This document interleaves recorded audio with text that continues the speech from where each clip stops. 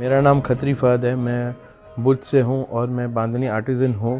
मैं 5th generation हूँ जो ये बांधनी का काम कर रहा हूँ। बांधनी की काम की नॉलेज हम जब छोटे थे तब से हम अपने पेरेंट्स को बांधनी करते हुए देखते आ रहे हैं और जब भी स्कूल में छुट्टियाँ होती थी तो हम अब मेरे फादर को और मेरी मदर को इस काम में हेल्प करते थे और फिर जैसे जैसे आगे बढ़ते गए तो उतना ज़्यादा हमको क्राफ्ट का नॉलेज आता गया। बांधने के लिए सबसे पहले तो इम्पॉर्टेंट है फैब्रिक, हम कौन सा फैब्रिक यूज़ कर रहे हैं। बांधने के लिए जितना पतला फैब्रिक होगा उतना ही महीन काम होगा बांधने का। तो हमारा जो काम है वो बेसिकली हम लोग ज़्यादा से ज़्यादा इंडिया के हैंडलूम प्रोडक्ट्स जो फैब्रिक्स होते हैं वही प्रीफर करते हैं। तो बांधनी हमेशा सिमेट्री में होता है। अगर 44 विड्थ का कपड़ा है तो उसको 22 करके उसको एक कच्चा धागे से नीडल से स्टिच करके उसको रेडी करते हैं छपाई के लिए। फिर स्टेंसिल पेपर पे हमको जो डिज़ाइन चाहिए वो हम डिज़ाइन डेवलप करते हैं। कैसी floral, geometric, different type of design हम जैसी चाहे वैसी हम डिज़ाइन बना के उसको हम उसमें एक पिन होल, नीडल से पिन होल करके उसको रेडी करते हैं। जैसे ही डिज़ाइन रेडी हो जाता है, अगर कॉटन का कपड़ा है तो सिल्क का कोई कच्चा कलर, और अगर सिल्क का कपड़ा है तो कॉटन का कोई भी कच्चा रंग लेके पानी में डाल के थोड़ा सा हल्का सा डिटर्जेंट डाल के उसको मिला के और फिर एक वूलन क्लॉथ से हम लोग उस स्टेंसिल पेपर को जहाँ जहाँ हमको डिज़ाइन ट्रेस करना है वहाँ हम डिज़ाइन को प्लेस करके उसके ऊपर वूलन क्लॉथ से हम लोग डाई से छपाई कर लेते हैं। जैसे ही छपाई हो जाता है सूखने के बाद डायरेक्टली वो आर्टिजन को दिया जाता है बांधने के लिए। बांधनी बांधने के लिए एक ब्रास नेल यूज़ करते हैं, आर्टिफिशियल नेल जो बड़ा पॉइंटेड नेल होता है जिससे फैब्रिक को नीचे से लेयर के नीचे से डाल के उसको पिंच करने के लिए इजी रहे, इसके लिए वो पॉइंटेड नेल होता है जो नीचे से पिंच करके फिर ऊपर से उस फैब्रिक को लेके उठा के पकड़ के फिर इसको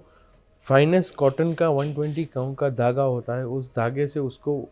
पकड़ के उसको जो पिंच किया, जितना फाइन पिंच होगा उतना बांधनी अच्छा होगा। तो जैसे ही उसको पिंच करेंगे उस पे फिर धागे बांधे जाते हैं। तो जो धागा जिस जगह पे बांधा गया उस जगह पे वो रेजिस्ट हो जाता है part at the time of dying. तो डाइंग में सबसे पहले जो कच्चे रंग का हमने जो ट्रेसिंग किया बांधने के लिए, तो वो छपाई को निकालना ज़रूरी है वरना वो बांधनी के अंदर आ जाएगा। तो एक डिस्चार्ज प्रोसेस होता है जिसमें डिटर्जेंट और सोडियम हाइड्रोसल्फाइड गर्म पानी में डाल के उस पानी में फैब्रिक को डाल देंगे तो सारा बिल्कुल वाइट हो जाएगा और अंदर का जो कच्चा रंग है वो भी निकल जाएगा। देन हमें जो नया दूसरा जो कलर करना है उस फैब्रिक को, जो डाई पॉट में गर्म पानी में 80 to 90 डिग्री गर्म पानी में हम लोग एक जग निकालते हैं। देन एक जग निकाल के हम उसमें जो भी कलर चाहिए वो डाई पाउडर में डालते हैं and then we stir it well, powder को घोल के देन वो हॉट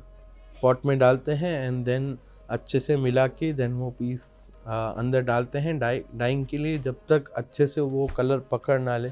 एंड उसको अच्छे से स्क्वीज़ करना पड़ता है ताकि वो एक टेक्सचर्ड पूरा फैब्रिक होता है जो श्रिंक हो जाता है बांधने की वजह से। हर एक कोने में उसका कलर अच्छी तरह से जाना चाहिए। 2 से 3 पानी में उसको नॉर्मल वाटर में वॉश करते हैं ताकि बाद में उसका कलर निकले नहीं, ब्लीड ना हो कलर, और फिर उसको सनलाइट में या कहीं पे भी सुखा देते हैं एंड आफ्टर दैट वो सूखने के बाद उस बांधनी को खोला जाता है।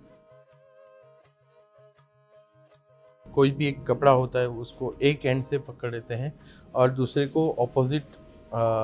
एंड पे पकड़ते हैं, बायस में उसको खींचा जाता है तो प्रेशर डायरेक्टली फैब्रिक पे नहीं आता इतना एंड जो भी धागे होते हैं वो इजीली खुल जाते हैं। और सबसे ज़्यादा हमारे जो आर्टिज़न हैं जो बांधनी बांधते हैं उन्होंने भी इतनी मेहनत से अपने हाथों से इन लेटर्स को डिज़ाइन किया, वो भी इन्वॉल्व हुए डिज़ाइनिंग में, उन्होंने ही बांधा और उन्होंने ही यही चीज़ें अपने आप खोल के देखी, तो उनको भी ऐसा लगा कि नहीं, हमें आज कुछ बहुत ही मज़ेदार कुछ सीखने मिला है। स्पेशली इस ईशान सर और बसमा मैम की जो क्रिएटिविटी थी, उन्होंने जो लेटर्स दिए हमको, उन्होंने मतलब ऐसे हमको समझाया, और ऐसे उन्होंने भी हमारे क्राफ्ट को इतने अच्छे से समझा, और खुद ने भी इन्होंने इतना डीपली इसको स्टडी किया, और फिर वो आगे बढ़े। और फिर उन्होंने जब ये हमको नए नए लेटर्स दिए, और इनमें हमको जो एक्सपोजर उन्होंने जो दिया है कि ऐसे बांधनी करें इसमें, और इसमें इस तरीके से बांधनी हो सकती है, तो हमको भी बहुत कुछ नया सीखने मिला। एंड डेफिनेटली ये बहुत ही एक मज़ेदार चीज़ थी, और शायद हम और भी चाहते हैं कि इसमें और आगे बढ़ें, एंड दूसरी नई लैंग्वेजेस को इससे आगे बढ़ाएं। और ये बहुत ही खुशी की बात है कि एक नई लैंग्वेज को हम अपनी क्राफ्ट के साथ लिंक करके एक कुछ नई चीज़ बाहर सामने ला रहे हैं।